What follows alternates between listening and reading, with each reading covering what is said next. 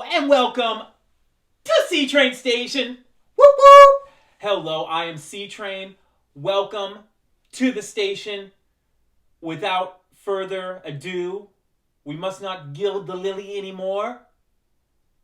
Finals, NBA Finals, Celtics Warriors, Warriors Celtics in a best of 7 game series. Oh, this is going to be a really, really enjoyable series. Now, what are some keys to victory for the Warriors? First of all, make sure as a fan, if you're a Dub Nation fan, make sure that you are hydrated, right? So you got your nice cheering voice. Make sure you got something lucky. If you got a lucky shirt, put it on. Do whatever you need to do. I have a nice stress ball right here, okay? It helps sometimes. And plus you can act like you're a player in the game. If you have a nice little stress ball, you just shoot it around the house. Doesn't harm anything. Nice and soft. We love it. Here are some of the keys to victory, though, for the Warriors. This is going to be one heck of a matchup. This is going to be very tough for them. The Celtics are a bigger team. They're incredibly physical. And they're young enough to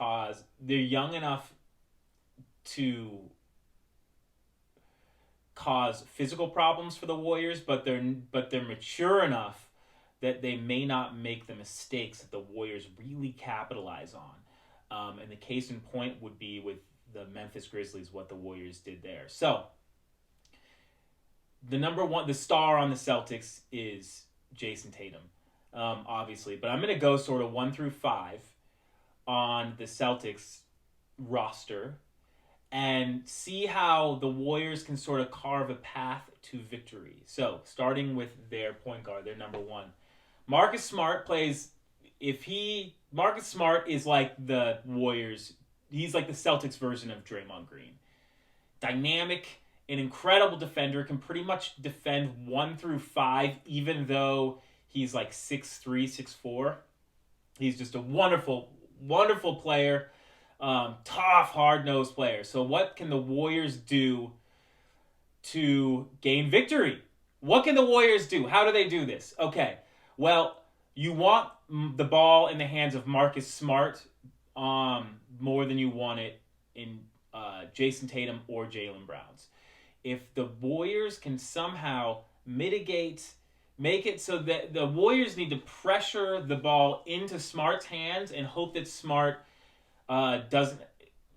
isn't smart enough to go with the pick and roll alley-oop or play off of Robert Williams or Al Horford. What the Warriors want to do is they want to see Marcus Smart, as the shot clock is winding down, taking step-back three-pointers. Is he pretty good at them? He's average, but you want him taking those step-back three-pointers as the shot clock is going down. And that will be indicative of good Warriors defense and good game planning. What you don't want to see is the ball in the hands of Jason Tatum. Tatum is is an all-world player. He's seriously like 6'10". He came into the league at 6'7", 6'8". I swear that he's grown a couple inches. And he is a devastator. He is the Celtics version of Giannis. Okay? If Tatum has the ball in his hands, regardless of what Wiggins is doing to him, you're on the back foot if you're the Warriors, so you need to look out. Okay, so you want the ball in Smart's hands as the shot clock is going down if you're the Warriors playing defense. Jalen Brown is the Celtics shooting guard. He's there too, and he's probably the second best player. He's one of their stars. And what the Warriors need to do to mitigate him, they need to just run him down. And hopefully by the end of the game, he's taking jump shots and not driving to the hoop. You want to try to coax the Celtics into shooting bad three-pointers. A bad three-pointer for the Celtics, okay, is Marcus Smart step-backs as the shot clock is winding down, and Jalen Brown step-backs as well. If he hits them, that's great. He can put up 50 on you. But the Warriors need to play those percentages. What the Warriors can't have are those Grant Williams. They can't give up Grant Williams and Derek White 3-pointers in the corner and at the top of the key, respectively. They can't give those up. So if you see Grant Williams hitting 2 to 3, 3 to 4 3-pointers in a game, it's gonna spell trouble for the Warriors. So, with Jason Tatum, the Celtics 3-man, I'm gonna talk about Jason Tatum for a little bit, and then the 4s and 5s on the Celtics are like Robert Williams and Al Horford, and they just have to be Al Horford the Warriors need to somehow stop his energy. I know that's really weird, but he gives off this David West, old grizzled vet energy. They need to somehow run him off the court, honestly, through lots of transition play when Al Horford's out there. Now, does he thrive in that? Yes, but he's like 36, 37. He can only thrive for a certain amount of time. Robert Williams, Time Lord, is the center, or he's the 4-5 on the Celtics. The Warriors need to force him out of the key. Get that man onto the perimeter. He's going to create a lot of problems for the Dubs if he's getting those offensive rebounds. You got to get a body on him, mitigate those offensive rebounds. Now we got Jason Tatum. I keep avoiding him because I'm like, dude, the Warriors should have a healthy, very healthy fear or respect for Tatum. Because he can do it all. What you don't want to see him doing are uncontested. He's really good at taking 1 or 2 dribbles, okay? Just like one dribble to the left and a side step 3. He's good either way. He's good going to his left or to his right, pulling up. And it's very hard to stop him.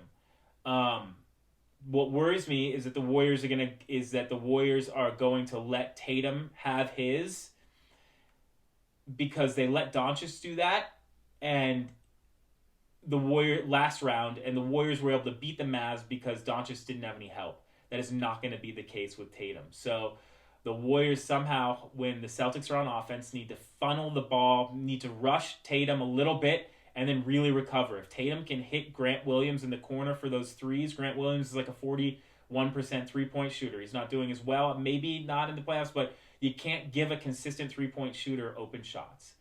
So, and on offense for the Warriors, gotta move. You gotta move, and you gotta try to get some easy buckets at the hoop. It's gonna be tougher because, unlike the Mavericks, the Celtics have rim protection. That rim protection is Robert Williams. So, but the Warriors can't be afraid of that. They really need to mix it up inside, even if they're not getting the fouls, even if they're not getting those easy buckets. They still need to exchange and try to exchange inside. That's going to be one of the biggest keys to victory. This is going to be a showdown. Another thing is to look out for, Will Ime Udoka. He is a rookie. He's a first-year head coach for the Celtics. Will he be able to make the necessary changes like at halftime, or can the Warriors rely on those real veteran coaches, Kenny Atkinson, Mike Brown, and head coach Steve Kerr? Can they make those changes at halftime that really have helped the Dubs good on those third quarter flurries? Okay, 2 things, and only 2 things, stats to watch for the Warriors. Okay, I think that they're going to be there rebound wise. That's not the stat to watch. 3-pointers, you got the Splash Brothers. That's not a stat to watch. Points in the paint and turnovers.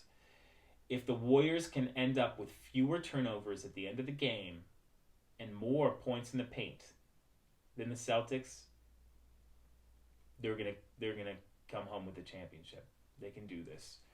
But here's to a great series. I hope that the Dubs, that Otto Porter Jr., Gary Payton II, Andre Iguodala can all make it out on the court.